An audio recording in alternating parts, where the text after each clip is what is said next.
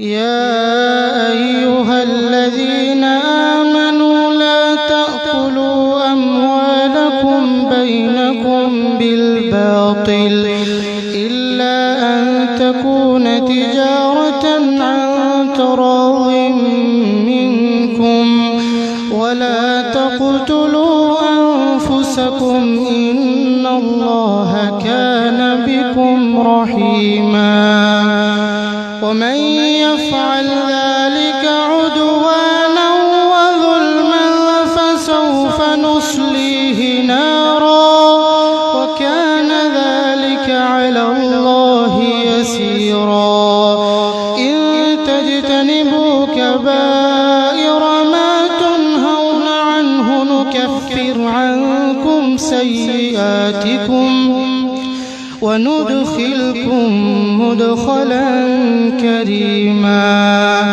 ولا تتمنوا ما فضل الله به بعضكم على بعض للرجال نصيب مما اكتسبوا وللنساء نصيب مما اكتسب واسألوا الله من فضله إن الله كان بكل شيء عليما ولكل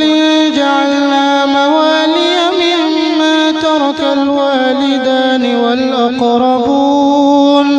والذين عقدت أيمانكم فآتوهم نصيبهم إن الله كان على كل شيء شهيدا الرجال قوامون على النساء بما فضل الله بعضهم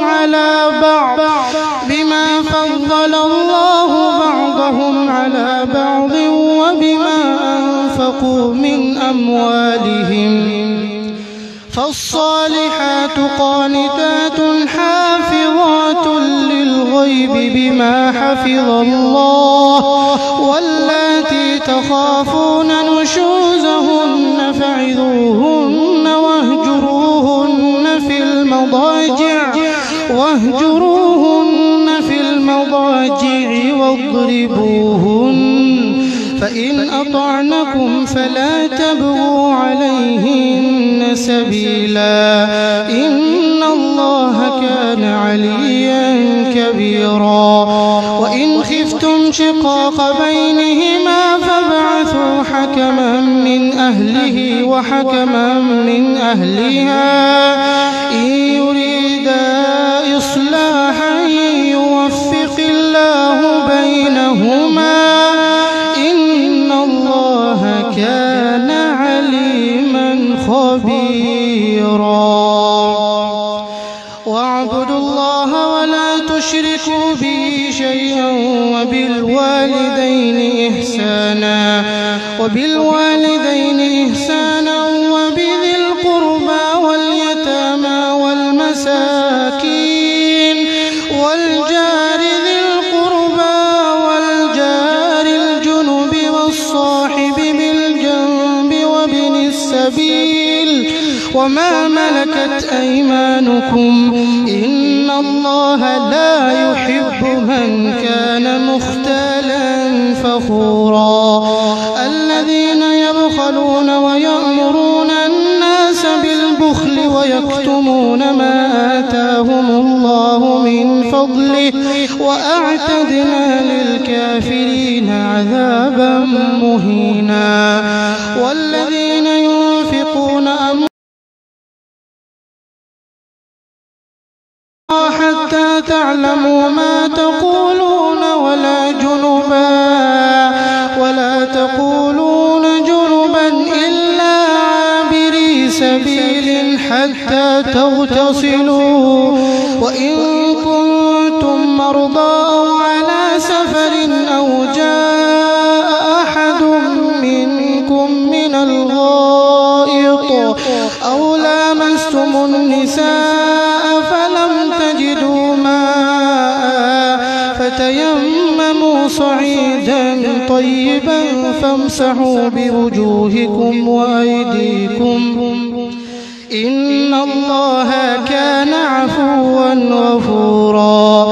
ألم تر إلى الذين أوتوا نصيبا من الكتاب يشترون الضلالة ويريدون أن تضلوا السبيل والله أعلم بأعدائكم وكفى بالله وليا وكفى بالله نصيرا. من الذين هادوا يحرفون الكلم عن مواضعه ويقولون سمعنا وعصينا واسمع غير مسمع وراعنا ليا بألسنتهم وطعنا في الدين ولو أنهم قالوا سمعنا وأطعنا واسمع وانظرنا لكان خيرا لهم وأقوم ولكن لعنهم الله بكفرهم فلا يؤمنون إلا قليلا. يا أيها الذين أوتوا الكتاب آمنوا بما نزلنا مصدقا لما معكم من قبل أن نطمس وجوها فنردها على أدبارها أو نلعنهم كما لعنا أصحاب السبت وكان أمر الله مفعولا.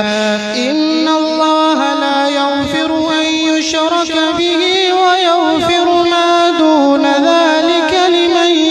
يشاء ومن يشرك بالله فقد افترى إثما عظيما. ألم تر إلى الذين يزكون أنفسهم بل الله يزكي من يشاء